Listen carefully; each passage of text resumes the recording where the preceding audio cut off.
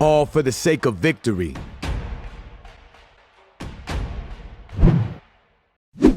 The following video contains red pill content, strong language, and is intended for mature audiences only. If you are easily offended, do not watch this video. Viewer discretion is advised. Monk mode is an easy to understand concept, and when implemented, will lead to direct, lifelong success. Success is contingent upon understanding the basics of your pursuit. A champion boxer, before he learned how to throw combos, was being taught how to breathe and how to move. If you don't know what monk mode is, then you need to go and watch my first video. And if you've seen it already, here's a very quick recap. Monk mode is a noun, and it means mitigating distractions and focusing on introspection and self-improvement for a given period of time. That's from the Red Pill Glossary. Monk mode also has 4 basic principles: the dichotomy of success, the trichotomy of actions, the balancing act, building strengths while minimizing weaknesses. The first 2 concepts were covered in my video, Monk Mode The Basics Part 1.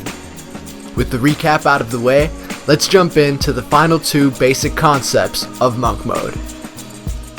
Concept 3, the balancing act. Your life is finite. The most valuable resource a man has in his arsenal is his time. Where a man decides to invest his time is the difference between a loser and a winner.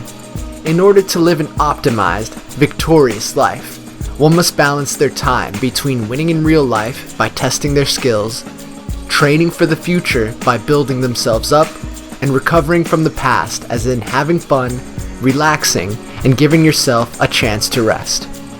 An unhappy, dissatisfied, and overworked life is a result of living improperly balanced. You don't want to end up like the guy who smokes weed all day and does nothing. Or how about the guy who lifts 7 days a week and looks exactly the same as when he started? And let's not forget about the guy who spends all day working then complains about not having friends or girlfriends. All of these guys are examples of unbalanced lives, and I promise you, they all result in the same outcomes: unhappiness. The problem they suffer from is they're unable to properly balance their time. So you know what they do instead? They either bet all their chips at once on one roulette slot, or they let their time waste away until it's dead. Dead time is any time not spent growing or recovering. Wasting time is the worst thing you can do for your development as a human. You know what makes me feel guilty? When I could be doing something productive, but I waste my time instead. A man who respects time disrespects himself for wasting it. If an ambitious man is productive, he is happy. If he's not, he isn't. He doesn't achieve because he wants to, but rather because he has to. This is the way his life must be. For if his happiness were not tied to his productivity, his life would not be a life worth living. The words of Illimitable Man.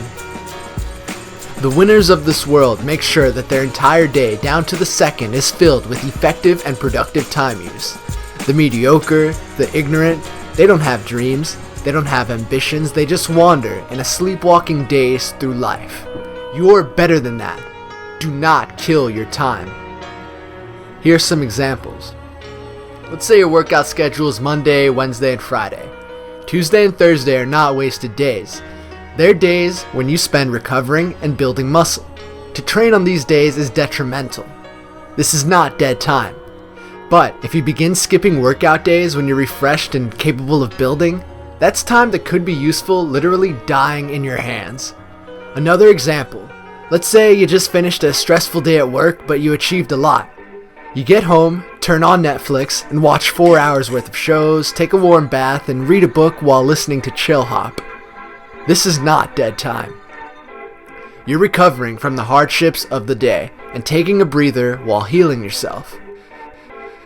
But when the weekend rolls around and you wake up refreshed and ready to tackle the day, you better not choose to keep watching Netflix, because if you do, then my friend, you are living in dead time.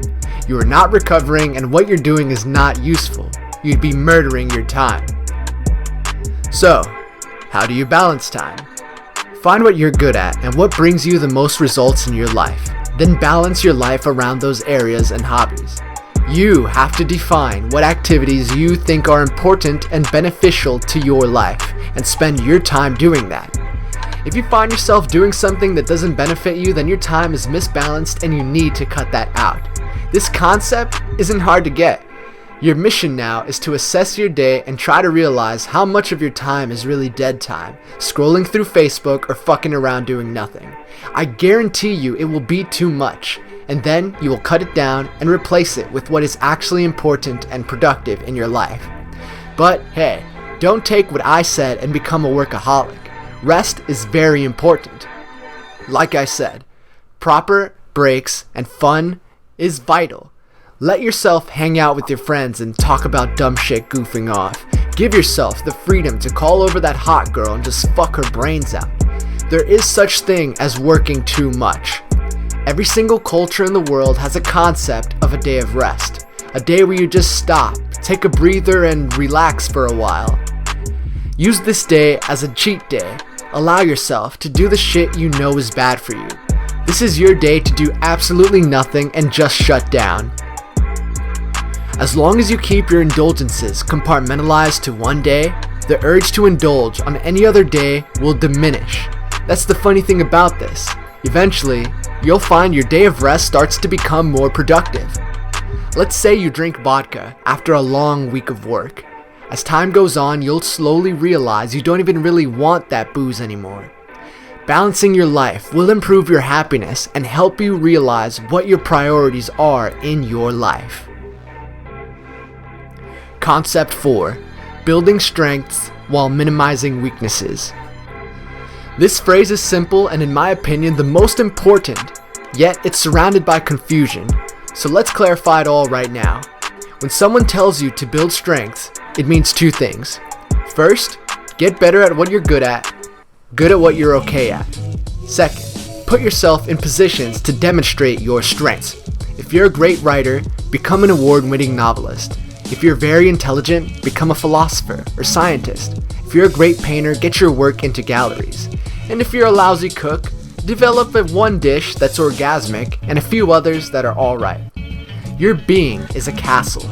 You want to develop, emphasize, and show off the most beautiful, strongest, impenetrable sections of the castle, while ensuring the rest is at the very least up to par, because you're only as strong as your weakest link.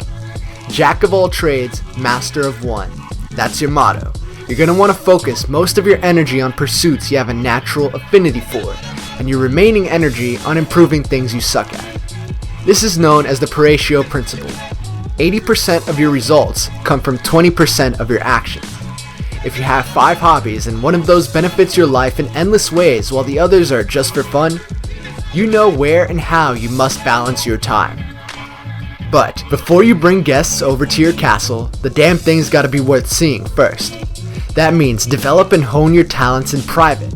That way, you'll avoid any unnecessary failures. If you're a pianist, you're not going to want to practice your song for the first time in front of a live audience, unless you want to look like a retard. Build your skills in private, then take your skills and show them off to the world. That's stage 2 of building strengths. You must put yourself into positions to demonstrate your strengths. And this is so easy and fun. Just hang out in places and situations where you excel and are perceived as the leader and alpha. Got an amazing physique? Go to the beach. You're a concert pianist? Play at an airport piano. Be in areas that showcase your skills. What's the point of being an amazing juggler if you never show anyone you can throw 17 burning knives blindfolded? Sounds impressive, but nobody gives a fuck about what they can't see.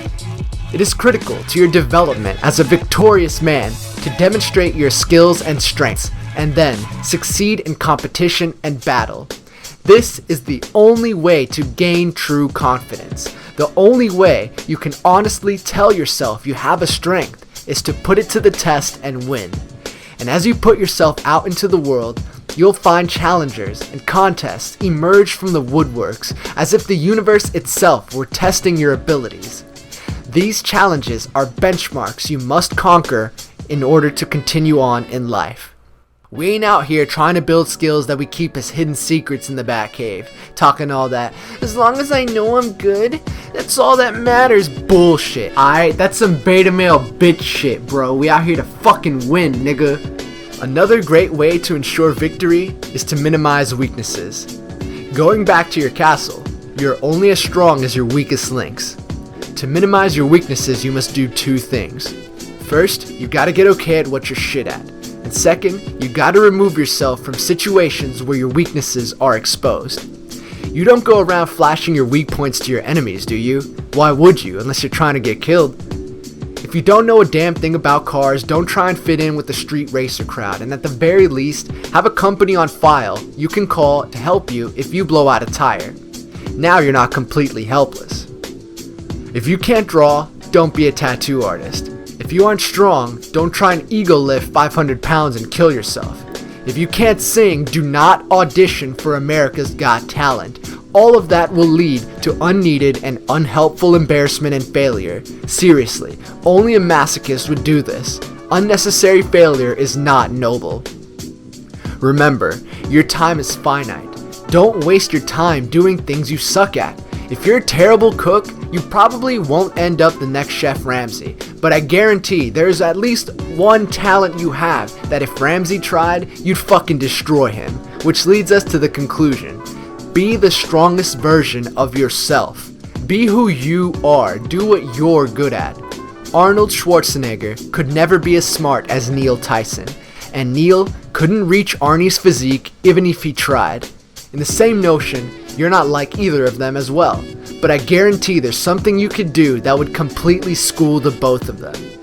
Don't try to be something or someone you're not, like the suburban white kid trying to act hood who goes into the actual hood and gets robbed. He ain't about that life. Don't let that be you.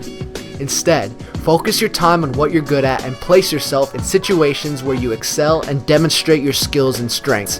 And with all this time you've spent developing yourself into the best man you can be, remember to balance your time and give yourself a chance to rest. There's nothing wrong with enjoying life. That's it for the fundamental basics of monk mode. Now you're ready to start developing the kind of life you truly desire.